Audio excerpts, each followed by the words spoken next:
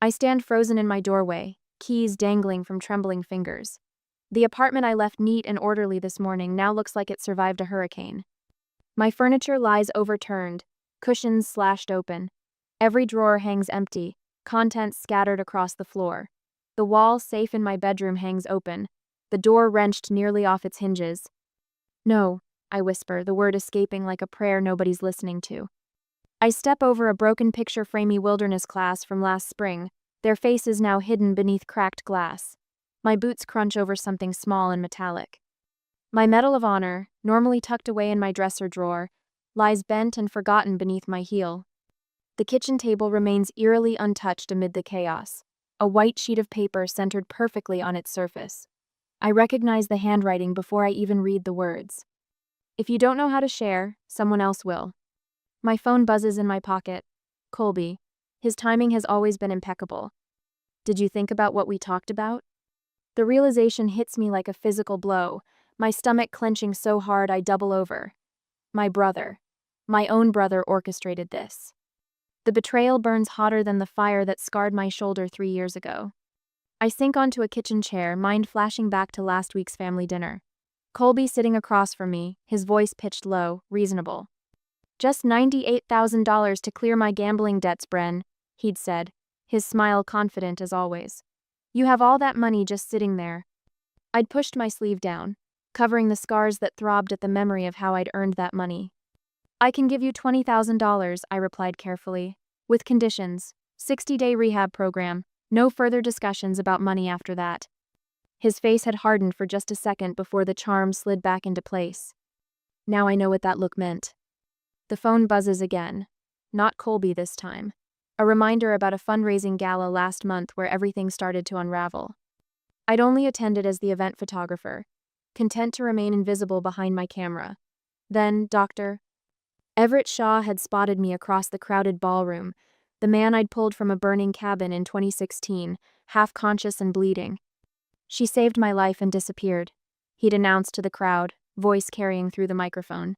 "But tonight I want her seen." Every head had turned. Phones came out. Suddenly, I wasn't invisible anymore. 3 days later, my parents called for the first time in 8 months.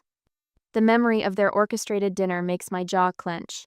The "Our Hero" banner hanging crooked over their dining room table. Mother's practiced speech about how they'd always been proud, while Dad snapped photos of my scars like exhibits in a museum. "Colby's just going through a temporary setback," Dad had mentioned casually, between bites of overcooked pot roast. 98,000 would clear everything up. The exact amount. The calculated way they'd said it. As if my suffering came with a price tag they could cash in. 3 surgeries. 14 months of rehabilitation. The constant pain that still wakes me on cold mornings. My shoulder and wrist are marked forever by flames that nearly took my life while saving others. I run my fingers over the dresser drawer that once held my Medal of Honor, gathering dust while I built a quiet life teaching survival skills to rural teens in Asheville. Far from Wyoming. Far from the fire. Far from the family that never visited me in the hospital. "This is compensation for my pain," I'd told them at dinner, voice steadier than I felt. Not a family ATM. The shock on their faces when I offered conditions instead of cash. Mother's tight smile. "Family shouldn't come with conditions, Brenna." My newfound voice surprised even me. Neither should love. Now, back in reality, I look around my violated apartment, reality setting in. My brother, the golden boy, medical resident in Seattle, the pride of the family. The son they introduced at parties while I was our daughter who teaches summer camp stuff. The brother who just stole my $275,000 civil recovery grant. My phone chimes with an Instagram notification. I tap it open, and there's Colby's face, drink in hand, Atlantic City lights flashing behind him. Posted 19 minutes ago. I sink to my knees amid the destruction, fingers already dialing 911. This is Brenna Kinley. I need to report a theft. My voice sounds distant to my own ears. I know exactly who did this. The Instagram notification glows accusingly on my screen. Colby smiling, celebrating. "This isn't about money," I whisper as the dispatcher asks me to hold. "It's about control." Next day, I scroll through Colby's Instagram, each swipe of my thumb like striking flint. The timestamp on his Atlantic City post hits me like a body blow after I handed him my conditional $20,000 check. In the photo, he's grinning beneath neon casino lights, drink raised high, designer watch glinting on his wrist. The same wrist that signed my rehab program agreement yesterday morning. Officer Miller shifts in my kitchen chair, his pen hovering over his notepad. His salt and pepper mustache twitches as he studies the overturned furniture, then returns to my face with naked skepticism. So, you're saying your brother, a medical resident, broke into your apartment and stole your money? His emphasis on medical resident carries all the weight of disbelief. Yes. I turn my phone screen toward him, while posting about his gambling spree in Atlantic City. Officer Miller's lips press into a thin line. Family disputes aren't usually. My phone buzzes with a notification. A link from Mrs. Winters next door. My stomach drops as I tap it open. A Reddit post. Title: My firefighter sister hoards $275K while our family struggles. The words blur as I scan the post claims about my vindictiveness, my mental instability after the fire, how I've abandoned family responsibilities while sitting on money I didn't earn. The post includes personal details only my family would know. This was posted 6 hours ago, I whisper. Officer Miller glances at it, uncomfortable. Miss Kinley, with all due respect. My phone rings. Mom. Brenna, there's been a misunderstanding about Colby borrowing some money. Her voice carries that familiar saccharine tone reserved for public performances. We need to discuss this as a family before you do anything hasty. I end the call without speaking and open my email. 3 new messages from a local blog asking for comment on the family financial dispute gone viral, one from my boss forwarding concerned parent emails, and one from Colby. I play Colby's voicemail on speaker for Officer Miller. Bren, someone hacked my accounts while I was in rehab. His voice breaks with practiced precision. I don't know anything about your money. Please call me back, I'm worried about you. The transparent lie hangs in the air between us. Rehab, I repeat flatly, while posting from a casino. My phone pings again with a Facebook notification. Parents have posted a carefully worded statement about supporting both our children during this difficult time. The comments flood with sympathy for them, questions about my stability. Officer Miller closes his notebook. Look, without solid proof. A knock at my door startles us both. When I open it, Dr. Everett Shaw stands there, his lean frame silhouetted against the hallway light. The scar along his jaw from the fire where I pulled him out catches the light as he speaks. I know what it's like when no one believes you. Behind him stands Mrs. Winters, my elderly neighbor, clutching her cardigan closed. I saw a man who looked like you letting someone into your apartment yesterday, she says, her voice quavering. I thought it was your brother visiting. He had a key. Officer Miller's posture changes subtly. My phone chimes with a text from Captain Reeves, my former supervisor. We remember what you did, even if they don't. The next hours blur into motion security camera footage requests, a building manager appearing with an apologetic eviction notice. Too much drama for the other tenants. Half my wilderness class enrollment cancellations appearing in my email. The parents are concerned, my boss writes. That Reddit post is everywhere.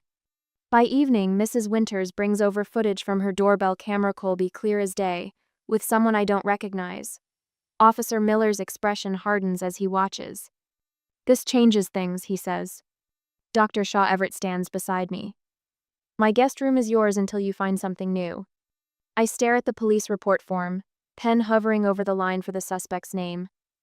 My own brother. My hand trembles, not from the old burn pain, but from something deeper. While packing clothes into cardboard boxes, my fingers brush something hard under the overturned couch. My charred helmet, wrenched from its storage place. I trace the melted edge where flames nearly took my life while I carried Everett's unconscious body to safety. The memory flashes Hothus weight across my shoulders, the roar of collapsing timbers, the searing pain as my skin bubbled beneath my turnout gear. They can take my money, I whisper, but they can't take what I survived. For the first time, I see the pattern that's defined my life, my silence enabling their abuse. I reach for my laptop and search for the State Medal of Honor Committee contact information. The reply comes almost instantly. Miss Kinley, we've already been in contact with your brother Colby regarding management of your affairs. I lie awake that night in Everett's guest room, Not from pain or nightmares, but from something unfamiliar burning in my chest. Determination.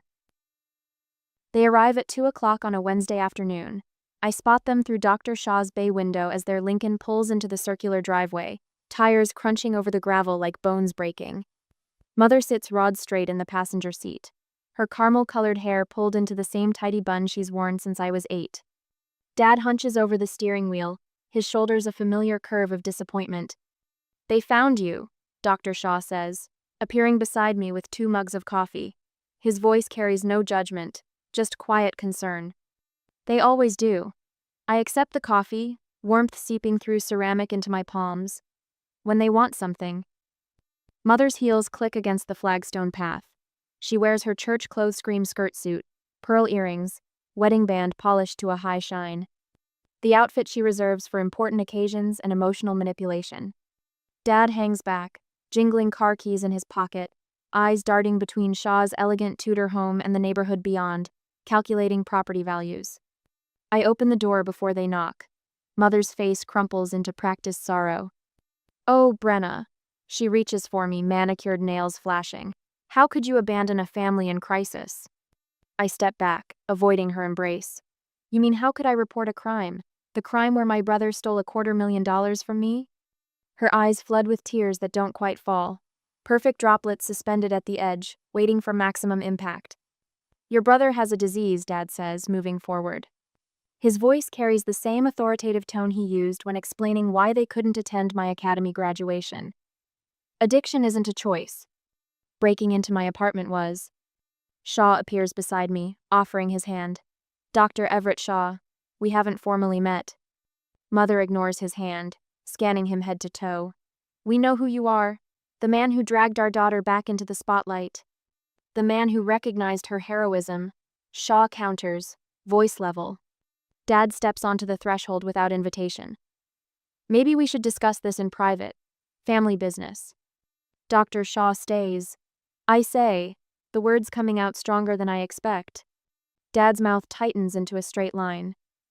"You know, there's been talk about reopening the investigation into what happened during that cabin fire." My stomach drops, the old threat thinly veiled. "Talk from whom?" Shaw asks, steel beneath his polite tone. "People have questions about response times. Procedures followed." Dad's eyes fix on mine. 2 firefighters died that day.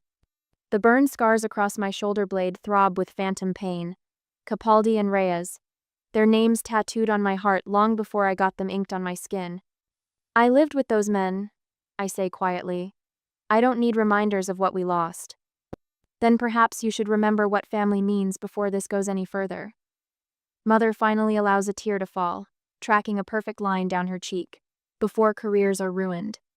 The doorbell rings, saving me from whatever I might have said next. Shaw excuses himself, returning moments later with a courier package. He hands it to me with a puzzled expression. No return address, just my name in block letters. Inside, a thick manila folder filled with medical records, my medical records. Treatment plans, surgical reports, medication lists from the 14 months after the fire. Red marker highlights specific entries. Experimental skin grafting procedures, off-label pain medications, extended rehabilitation timeline. Each highlighted item is accompanied by a single question mark in the margin. "What's that?" Mother asks, curiosity overriding her performance. I snap the folder shut. "Nothing." Her eyes narrow slightly, recognizing my lie. She taught me this skill, after all hiding uncomfortable truths behind blank expressions. "We're only here because we care," she says, smoothing invisible wrinkles from her skirt. "You've always been sensitive, especially after the fire. We worry about your judgment." "My judgment was fine when you wanted my money." "It was never about the money," Dad insists, though his eyes flick toward the folder in my hands. I laugh, the sound harsh even to my own ears. "It's only ever been about the money." Something shifts in me, watching them stand in Shaw's pristine entryway. For the first time, I see not my parents but 2 strangers wearing familiar faces. People who have calculated exactly how much my pain is worth to them. "I think you should leave." The words emerge calm, almost gentle. "Brenna Elizabeth." Mother begins, her tone sharpening. "Now, No longer a suggestion. Dad's face darkens. This isn't over. No, I agree. It's just beginning. After they leave, Shaw makes fresh coffee. We sit in silence at his kitchen island, the medical records spread between us. Someone went to considerable effort to get these, he says, examining the highlighting pattern. The questioned items, they're all treatments covered by your settlement, procedures that justified the compensation amount. My fingers trace the red marks. They're trying to invalidate my claim, make it look like I exaggerated injuries for money. Shaw's phone chimes with a message. He reads it, then looks up. I have friends at Memorial Hospital. Their legal team has offered to help. Pro bono. I stare at him, incredulous. Why would they do that? Because 9 of their staff members are alive today because of you. He slides his phone toward me, showing an email thread, including their chief of neurosurgery. Something blooms in my chest, unfamiliar and warm. I push it aside, focusing instead on action. I need to request my personnel files from Wyoming. I drum my fingers against the counter. Everything they have: incident reports, commendations, performance reviews. For the lawsuit? For the truth. I opened my laptop, searching for the Carson Ridge Fire Department contact information. I've spent 3 years hiding what happened that day. Maybe it's time people remembered. Shaw watches me, his expression thoughtful. You know your family won't stop. I know. My fingers hover over the keyboard. But neither will I. The next morning, I sat in a coffee shop downtown, waiting. The table between us holds 3 items. A stack of witness statements from the cabin fire, my Medal of Honor in its velvet case, and a single white envelope. Across from me, Colby fidgets with his watch, a Rolex I'd never noticed before. Mother's perfect posture doesn't hide the nervous tap of her foot against the floor. Father scans the busy cafe, uncomfortable with potential witnesses. Thank you for agreeing to meet, Colby begins, his voice rehearsed. I want to apologize. The gambling addiction, it made me do things I'd never normally do. I say nothing, just watch him. The brother I once adored now was a stranger wearing an expensive suit and practiced remorse. We need to keep family matters private, Dad interjects, leaning forward. These charges, they could destroy everything Colby has worked for. His medical career, Mother adds, as if I might have forgotten the golden future they've reminisced about at every family gathering. His stolen medical career, I correct. I open the envelope, sliding a document across the table. Because according to Seattle Grace Hospital, Dr. Colby Kinley never completed his residency program. Color drains from Colby's face. Mother's hand freezes midway to her water glass. That's a mistake, Colby stammers. Is it? Because the hospital has no record of you working shifts for the past 8 months. Yet somehow you're still drawing a salary. Dad's face hardens. What have you done? I place my Medal of Honor on the table, its weight making a soft thud against the wood. This is who I've always been, while you looked away. My phone lights up with a message from Thomas Reeves, the private investigator Shaw hired yesterday. 3 simple words. Found the connection.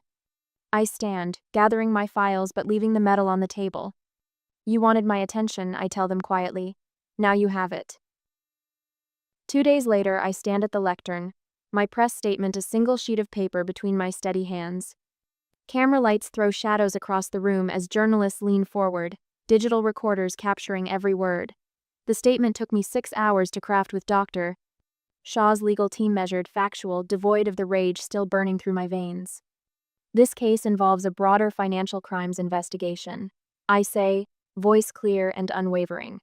What began as theft has revealed systematic fraud across multiple institutions. A reporter's hand shoots up. Miss Kinley, are you seeking revenge against your brother? The question hangs in the air. Behind me, Thomas Reeves shifts his weight, the private investigator's presence a silent reminder of how far we've come in 2 weeks. Justice and revenge aren't the same thing, I answer. One restores balance, the other just creates more victims. 3 hours later, I sit across from the hospital administrator, a silver-haired woman whose steady gaze reminds me of my former fire captain. She studies the documents spread between us, Colby's falsified credentials, forged recommendation letters, the timeline of financial irregularities. Dr. Kinley, your brother left yesterday, citing a family emergency, she says, removing her glasses. This explains why. He knew we were coming, I reply. My phone buzzes with a text from my mother. How could you do this to us? Colby was always there for you after the fire. You're not well, Brenna. I turn the phone face down without responding and hand the administrator another folder. These are statements from 3 other doctors whose identities he's used to obtain prescription medications. The administrator's face hardens. We'll cooperate fully with investigators. That evening, Thomas forwards me the family-wide email my father sent to aunts, uncles, cousins, people I haven't spoken to in years. Our daughter Brenna has manipulated her vulnerable patient, Dr. Shaw, into helping her target Colby. Her behavior since the fire has concerned us. Does this change anything? Thomas asks when I call him. I watch the sunset paint my temporary bedroom walls gold in Dr. Shaw's guest house. No, truth doesn't change because someone denies it. The following morning, my phone rings non-stop. Old family friends, distant relatives, even my high school track coach. I let each call go to voicemail while I sit beside Thomas, watching him upload documents to the state prosecutor's secure server. Medical Community Bulletin just went live, he says, turning his laptop to show me. Fraud alert. Regarding Dr. Colby Kinley, license number 4,876,231. The comments section already has 17 entries from other medical professionals' accounts of missing prescription pads, unexplained billing discrepancies, borrowed credentials. The fraud stretches back 3 years, long before he targeted my grant money. Your brother's been busy, Thomas mutters. That afternoon, Dr. Shaw Everett, as he now asks me to call him, forwards an email from the Wyoming Fire Department. They're releasing my complete service record, including witness statements from the cabin fire. The hospital where he works announces a scholarship in my name for burn survivors pursuing medical education. My phone lights up with another text from my mother. This one arrives at 2:17 a.m. I didn't know everything Colby did. I read it 5 times, searching for an apology that isn't there. When the bank notification arrives confirming Colby's accounts have been frozen pending investigation, I feel nothing, no satisfaction, no relief, just a hollow ache where family should be.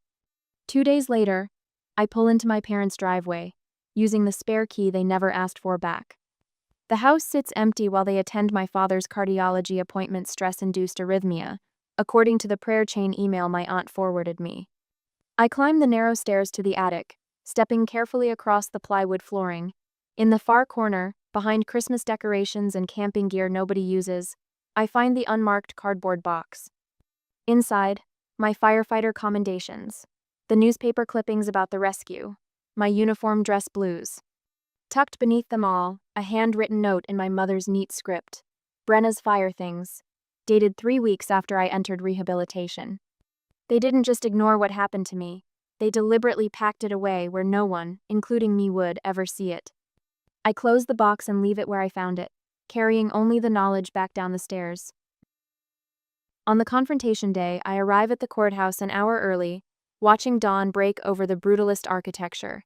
3 months of preparation culminate today. My charcoal pantsuit hangs differently on my frame. I've lost 12 pounds since Colby emptied my safe. Not from grief, but from purpose. They're waiting by the courthouse steps exactly where Thomas Reeves predicted. Mother dabbing at dry eyes with a monogrammed handkerchief. Father prominently displaying his heart medication bottle, transferring it from pocket to hand whenever someone glances his way. Their choreographed concern might have worked 3 months ago. Brenna. Mother steps forward, arms outstretched for the hug she knows I won't give. We need to talk before this goes any further. I adjust my leather portfolio, grip tight against the urge to flinch when she reaches for my elbow. The prosecutor is waiting. Your brother made a terrible mistake. Father palms his medication bottle, but destroying his career won't fix anything. A family lawyer I've never met materializes from behind a concrete pillar. Miss Kinley, we're prepared to offer a settlement.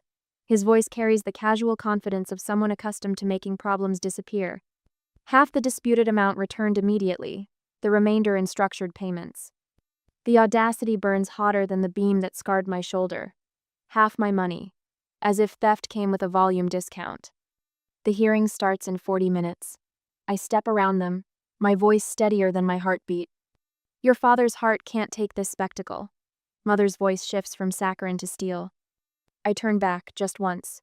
Then he shouldn't have taught his son that stealing from family was acceptable.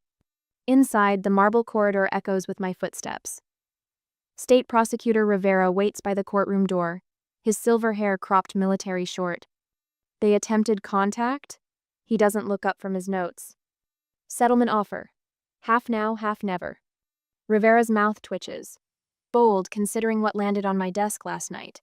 He slides a document across his portfolio. Anonymous call to Western Memorial Hospital questioning your stability. 3 calls to potential employers warning against hiring you.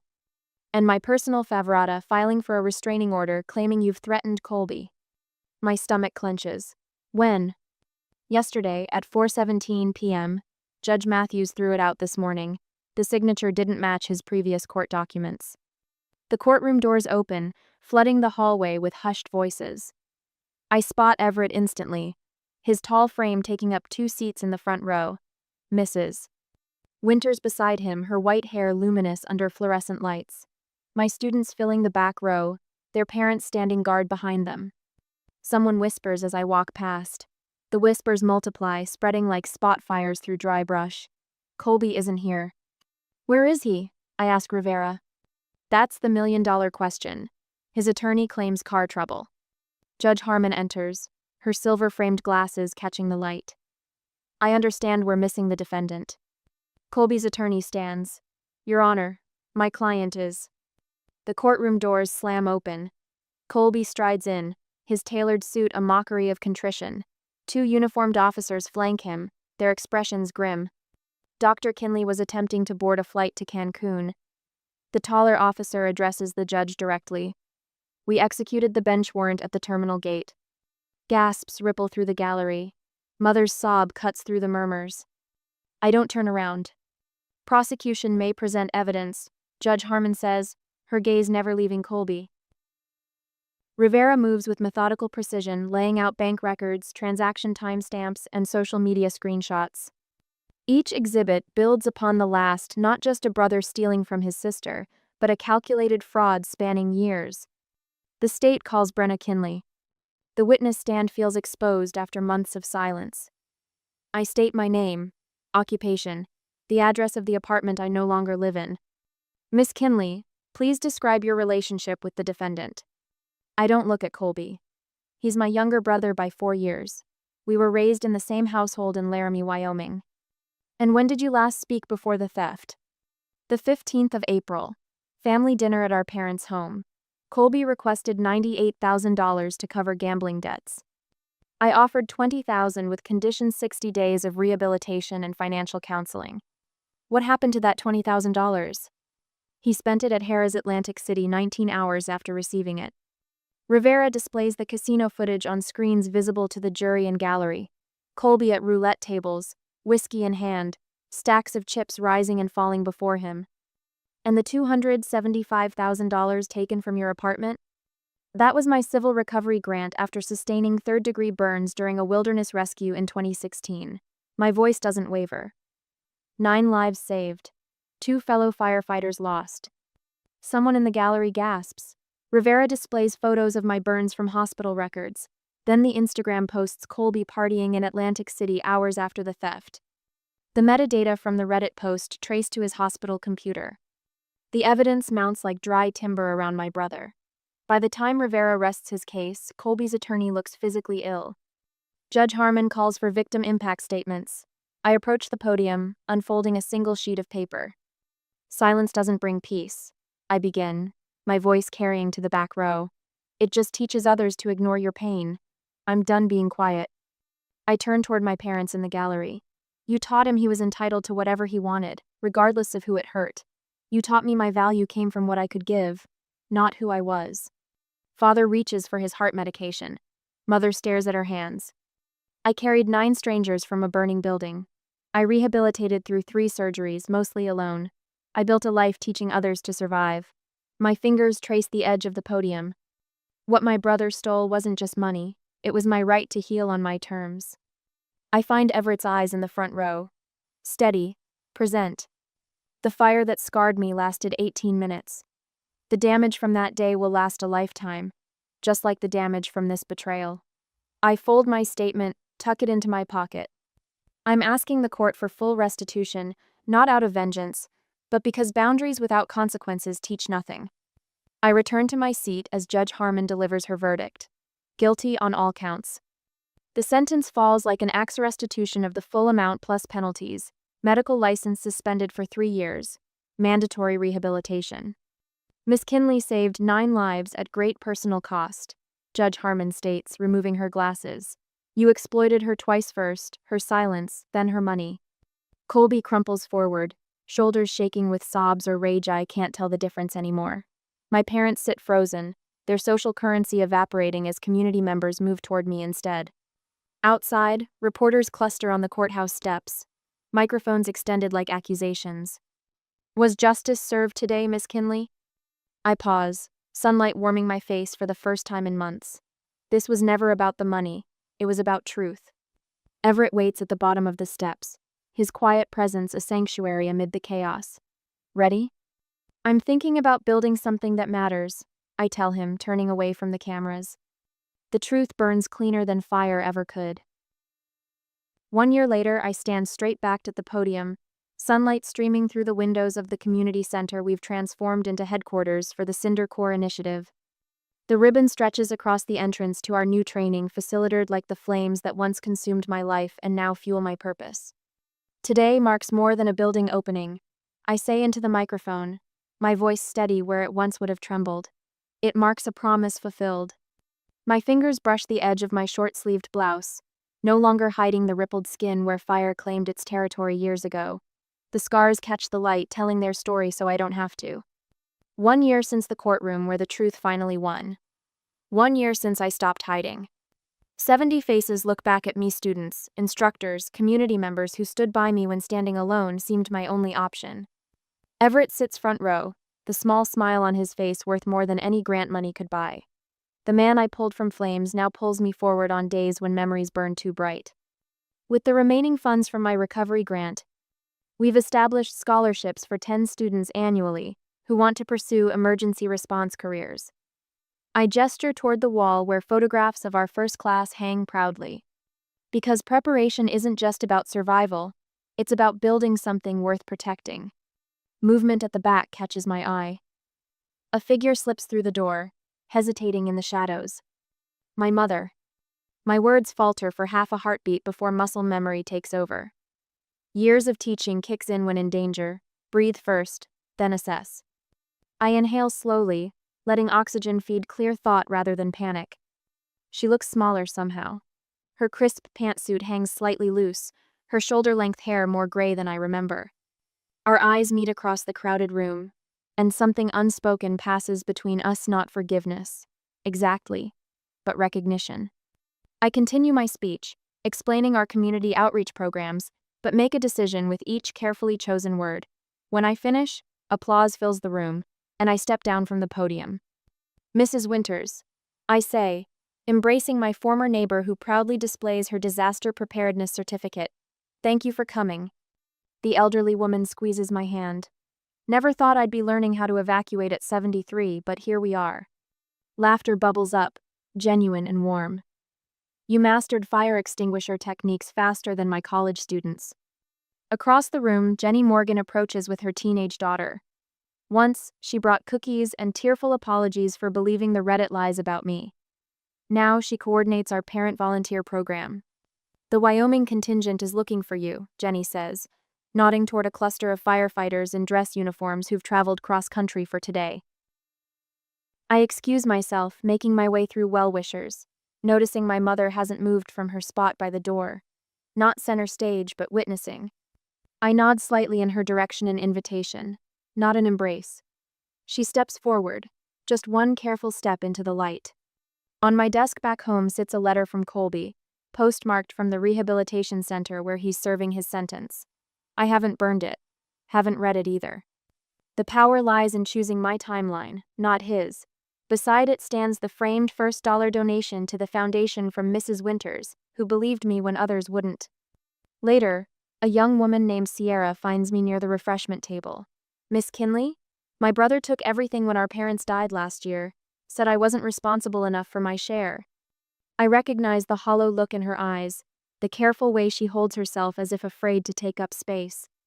The hardest fire to survive, I tell her quietly, is the one burning your own foundations. Her eyes widen in recognition.